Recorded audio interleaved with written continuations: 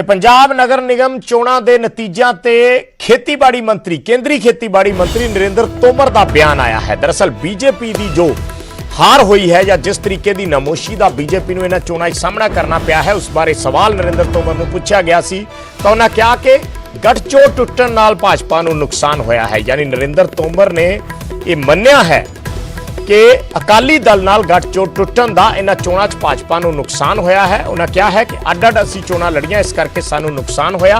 पंजाब 'ਚ ਅਸੀਂ ਪਹਿਲਾਂ भी कमजोर सी, पर उन्होंने कहा कि नतीजों ਨੂੰ किसान अंदोलन नाल जोड़ना ठीक नहीं है।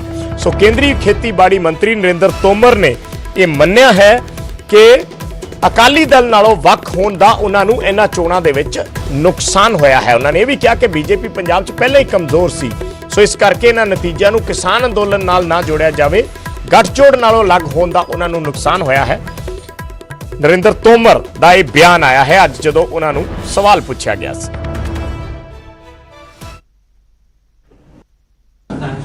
पंजाब में जो परिणाम है उसको किसान आंदोलन से जोड़ना उचित नहीं होगा।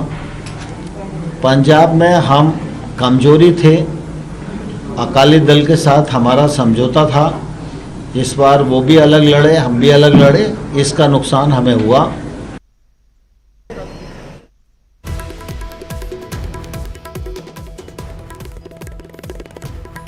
ਤਾਂ ਕੇਂਦਰੀ ਖੇਤੀਬਾੜੀ ਮੰਤਰੀ ਨਰਿੰਦਰ ਤੋਮਰ ਨੇ ਮੰਨਿਆ ਹੈ ਕਿ ਅਕਾਲੀ ਦਲ ਨਾਲ ਗੱਠਜੋੜ ਟੁੱਟਣ ਦਾ ਪੰਜਾਬ 'ਚ ਭਾਜਪਾ ਨੂੰ ਨੁਕਸਾਨ ਹੋਇਆ ਹੈ। ਪਹਿਲਾਂ ਇਹ ਚੋਣਾਂ ਅਕਾਲੀ ਭਾਜਪਾ ਇਕੱਠੇ ਲੜਦੇ ਸੀ, ਪਰ ਇਸ ਵਾਰੀ ਅਲੱਗ-ਅਲੱਗ ਲੜੇ ਤਾਂ ਜ਼ਿਆਦਾ ਕੋਈ ਸੀਟ ਅਕਾਲੀ ਦਲ ਜਾਂ ਬੀਜੇਪੀ ਦੇ ਹਿੱਸੇ ਨਹੀਂ ਆਈਆਂ। ਬਹੁਤ ਘੱਟ ਸੀਟਾਂ ਤੇ ਅਕਾਲੀ ਦਲ ਤੇ ਬੀਜੇਪੀ ਦੇ ਉਮੀਦਵਾਰ ਜਿਹੜੇ ਸੀ ਉਹ ਜਿੱਤ ਸਕੇ। ਕਰੀਬ 2000 ਤੋਂ ਜ਼ਿਆਦਾ ਸੀਟਾਂ ਸੀ ਜਿੱਥੇ ਇਹ ਚੋਣ ਹੋਈ ਸੀ, ਪਰ ਅਕਾਲੀ ਦਲ ਨੂੰ ਜਿਹੜੀਆਂ ਸੀਟਾਂ ਆਈਆਂ ਨੇ ਉਹ 33 ਸੀਟਾਂ ਕੌਂਸਲਾਂ ਦੇ ਵਿੱਚ ਆਈਆਂ ਔਰ 20 ਸੀਟਾਂ ਬੀਜੇਪੀ ਨੂੰ ਮਿਲੀਆਂ। ਸੋ ਇਹ ਇੱਕ ਬੜਾ ਨਿਰਾਸ਼ਾਜਨਕ ਪ੍ਰਦਰਸ਼ਨ ਰਿਹਾ ਦੋਨਾਂ ਪਾਰਟੀਆਂ ਦਾ, ਨਮੋਸ਼ੀਜਨਕ ਹਾਰ ਦੋਨਾਂ ਪਾਰਟੀਆਂ ਨੂੰ ਦੇਖਣੀ ਪਈ। ਔਰ ਅੱਜ ਉਸ ਬਾਰੇ ਜਦੋਂ ਕੇਂਦਰੀ ਖੇਤੀਬਾੜੀ ਨਰਿੰਦਰ ਤੋਮਰ ਨੂੰ ਪੁੱਛਿਆ ਗਿਆ ਤਾਂ ਉਹਨਾਂ ਕਿਹਾ ਕਿ ਕਿਸਾਨ ਅੰਦੋਲਨ ਨਾਲ ਜੋੜਨਾ ਠੀਕ ਨਹੀਂ ਹੈ, ਪਰ ਅਕਾਲੀ ਦਲ ਨਾਲ ਗੱਠਜੋੜ ਟੁੱਟਣ ਦਾ ਉਹਨਾਂ ਨੂੰ ਨੁਕਸਾਨ ਜ਼ਰੂਰ ਹੋਇਆ ਹੈ। ਕੱਲ ਇਹ ਸਵਾਲ ਅਸੀਂ ਲਗਾਤਾਰ ਬੀਜੇਪੀ ਦੇ ਆਗੂਆਂ ਤੋਂ ਪੁੱਛ ਵੀ ਰਹੇ ਸੀ, ਹਾਲਾਂਕਿ ਉਹ ਆਪਣੇ ਪੱਧਰ ਤੇ ਤਰਕ ਦੇ ਰਹੇ ਸੀ ਕਿ ਨਹੀਂ ਐਸੀ ਕੋਈ ਗੱਲ ਨਹੀਂ ਹੈ, ਪਰ ਅੱਜ ਕੇਂਦਰੀ ਖੇਤੀਬਾੜੀ ਮੰਤਰੀ ਨੇ ਮੰਨਿਆ ਹੈ ਕਿ ਅਕਾਲੀ ਦਲ ਨਾਲ ਗੱਠਜੋੜ ਟੁੱਟਣ ਦਾ ਭਾਜਪਾ ਨੂੰ ਪੰਜਾਬ 'ਚ ਐਮਸੀ ਚੋਣਾਂ ਦੇ ਵਿੱਚ ਵੱਡਾ ਨੁਕਸਾਨ ਦੇਖਣਾ ਪਿਆ ਹੈ। पंजाब में जो परिणाम है उसको किसान आंदोलन से जोड़ना उचित नहीं होगा। पंजाब में हम कमजोरी थे, अकाली दल के साथ हमारा समझौता था, इस बार वो भी अलग लड़े, हम भी अलग लड़े, इसका नुकसान हमें हुआ।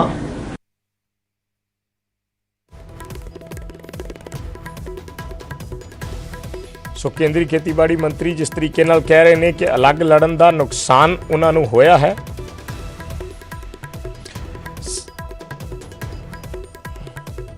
सो लगातार असीं नरिंਦਰ ਤੋਮਰ होरां दे बयान का जिक्र कर रहे हैं क्योंकि डिबेट दे विच भी ये सवाल वार-वार पूछे जा रहे सी कि जो नतीजे आए ने उन्हां नतीजिਆਂ ਦਾ सीधा असर जिहड़ा है वो अकाली भाजपा गठजोड़ टुटन की वजह बनया है या नहीं, पर स्पष्ट तौर पर खुल के नहीं किया गया भाजपा के नेतावां वल्लों। पर हुण नरिंਦਰ ਤੋਮਰ ने बयान जरूर दे दिता है।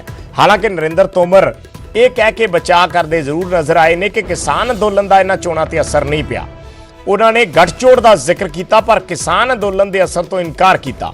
पर यह सवाल भी पंजाब दे विच लगातार चर्चा का विषय है कि किसान अंदोलन करके बीजेपी के जिहड़े कैंडीडेट सी, बीजेपी के जिहड़े सीनियर लीडर सी, वो पंजाब दे विच कैंपेन तक नहीं कर सके, जगह जगह नहीं जा सके, अपने घर तो बाहर भी नहीं कई थावां ते निकल सके। इस करके ये चर्चा जरूर रही कि उन्होंने इस चीज़ दे करके नुकसान चुकना पिया है, पर इस तो इनकार करते नजर आए ने जिहड़े केंद्रीय खेतीबाड़ी मंत्री नरिंਦਰ ਤੋਮਰ ने। उन्होंने वालों कहा गया कि अकाली दल नाल गठजोड़ टुटन का नुकसान होया है, पर उन्होंने इस चीज़ तो इनकार किया कि किसान अंदोलन का इस ते कोई असर पिया है। सो नरिंਦਰ ਤੋਮਰ का यह इस वेले वड्डा बयान जिस दे विच उन्होंने पंजाब दे विच चोणां दे विच होई हार नूं स्वीकार करते हुए ये गल मन्नी है कि गठजोड़ टुटन का उन्होंने नुकसान होया है, पर नाल दी नाल जिहड़े नरिंਦਰ ਤੋਮਰ ने वो इस गल नूं मन्नण नूं तैयार नहीं कि किसान अंदोलन का इन्हां चोणां ते ਅਸਰ ਪਿਆ ਹੈ।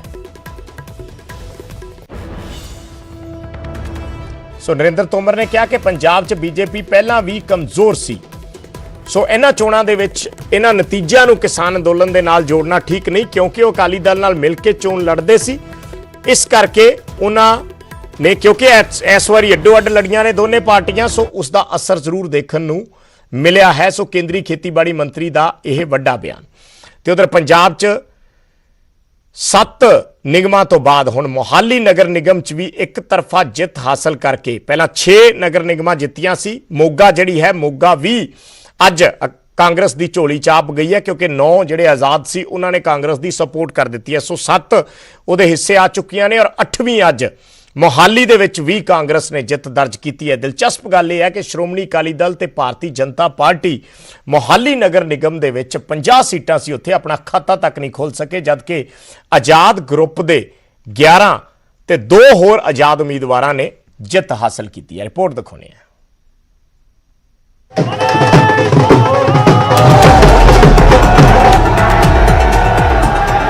ਢੋਲ ਦੀ ਥਾਪ ਤੇ ਪੈਂਦੇ ਗਿੱਧੇ ਭੰਗੜੇ ਤੇ ਲੋਕਾਂ ਦੀ ਇਹ ਖੁਸ਼ੀ ਦੱਸਣ ਦੇ ਲਈ ਕਾਫੀ ਹੈ ਕਿ ਸਥਾਨਕ ਚੋਣਾਂ ਦੇ ਵਿੱਚ ਕਾਂਗਰਸ ਦੀ ਹਨੇਰੀ ਚੱਲੀ ਤੇ ਮੋਹਾਲੀ ਦੇ ਵਿੱਚ ਵੀ ਵਿਰੋਧੀਆਂ ਦਾ ਸੁਪੜਾ ਸਾਫ਼ ਕਰ ਗਈ। ਬਾਕੀ 6 ਨਗਰ ਨਿਗਮਾਂ ਦੀ ਤਰ੍ਹਾਂ ਮੋਹਾਲੀ ਦੇ ਵਿੱਚ ਵੀ ਕਾਂਗਰਸ ਦਾ ਦਬਦਬਾ ਰਿਹਾ, ਜਿਸ ਦੀ ਬਦੌਲਤ 2 ਦਹਾਕਿਆਂ ਬਾਅਦ ਹੁਣ ਮੋਹਾਲੀ ਦੇ ਵਿੱਚ ਵੀ ਕਾਂਗਰਸ ਦਾ ਮੇਅਰ ਬਣਨ ਜਾ ਰਿਹਾ ਹੈ। 50 ਵਾਰਡ ਵਾਲੀ ਮੋਹਾਲੀ ਨਗਰ ਨਿਗਮ ਦੀਆਂ 37 ਸੀਟਾਂ ਉੱਤੇ ਕਾਂਗਰਸ ਨੇ ਕਬਜ਼ਾ ਕੀਤਾ। ਵੀਰਵਾਰ ਸਵੇਰੇ ਜਿਵੇਂ ਹੀ ਪਹਿਲਾ ਨਤੀਜਾ ਸਾਹਮਣੇ ਆਇਆ ਤਾਂ ਕਾਂਗਰਸ 'ਚ ਖੁਸ਼ੀ ਦੀ ਲਹਿਰ ਦੌੜ ਗਈ। ਕਾਂਗਰਸੀ ਸਮਰਥਕ ਪਹਿਲਾਂ ਹੀ ਢੋਲ ਧਮਾਕਿਆਂ ਦੇ ਨਾਲ ਤਿਆਰ ਸੀ। ਪਹਿਲੇ ਨਤੀਜੇ ਦੀ ਸ਼ੁਰੂਆਤ ਕਾਂਗਰਸ ਦੇ ਪੱਖ ਦੇ ਵਿੱਚ ਅਜਿਹੀ ਹੋਈ ਕਿ ਵਿਰੋਧੀ ਬਸ ਦੇਖਦੇ ਹੀ ਰਹਿ ਗਏ। ਨਤੀਜੇ ਆਉਂਦੇ ਰਹੇ ਤੇ ਕਾਂਗਰਸੀ ਜਸ਼ਨ ਮਨਾਉਂਦੇ ਰਹੇ।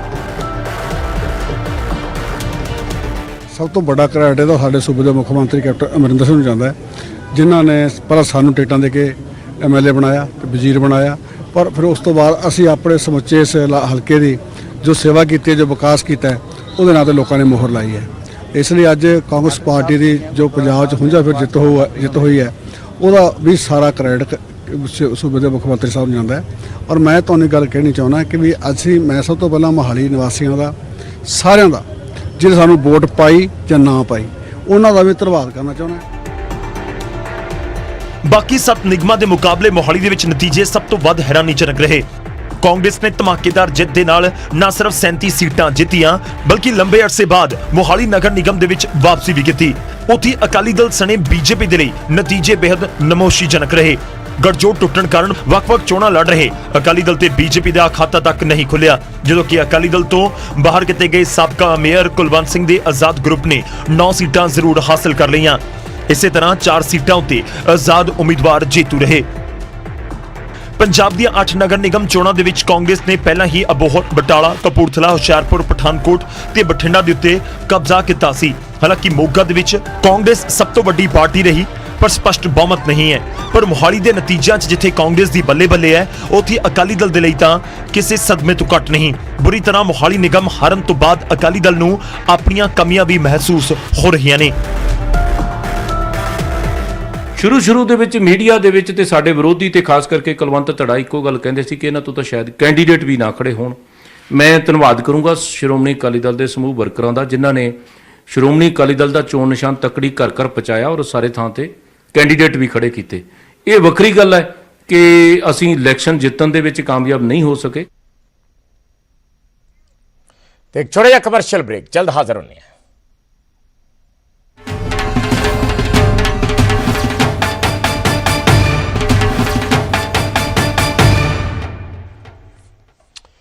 ਤੇ ਹੁਣ ਗੱਲ ਬਾਈਜੂਸ ਯੰਗ ਜੀਨੀਅਸ ਦੀ। ਟੀਵੀ ਤੇ ਪਹਿਲੀ ਵਾਰ ਆ ਰਿਹਾ ਇੱਕ ਅਨੋਖਾ ਸ਼ੋ, ਨੈਟਵਰਕ 18 ਦੀ ਖਾਸ ਪੇਸ਼ਕਸ਼ ਬਾਈਜੂਸ ਯੰਗ ਜੀਨੀਅਸ 20 ਫਰਵਰੀ ਨੂੰ ਸ਼ਾਮ 7:30 ਵਜੇ ਨਿਊਜ਼ 18 ਪੰਜਾਬ, ਹਰਿਆਣਾ, ਹਿਮਾਚਲ ਤੇ ਮਿਲੋ 6 ਸਾਲ ਦੇ ਰਿਸ਼ੀ ਨਾਲ, ਜਿਸ ਦਾ IQ 180 ਹੈ। My name is Rishi Shivpri. I live in Bangalore. I am 6 years old. ये है सिर्फ 6 साल का यंग जीनियस जिसका IQ यानी इंटेलिजेंस कोशेंट 180 है। Video games were invented by a person called father of video games. What is your IQ? 180. जबकि मशहूर वैज्ञानिक आइंस्टाइन का आईक्यू 160 था। मशहूर अंतरिक्ष विज्ञानी स्टीफन हॉकिंस का भी आईक्यू 160 ही था। ये है सिर्फ 6 साल का यंग जीनियस जो सबसे छोटी उम्र का हिंदुस्तानी है, जिसे आईक्यू के अंतरराष्ट्रीय प्रतिष्ठित मेंसा क्लब में शामिल किया गया। How many vitamins are there in your brain? I'm trying to see. Can I see? जो कच्ची उम्र में सबके कान काटता है, सबसे छोटी उम्र का मोबाइल ऐप बनाने वाला विलक्षण बालक है।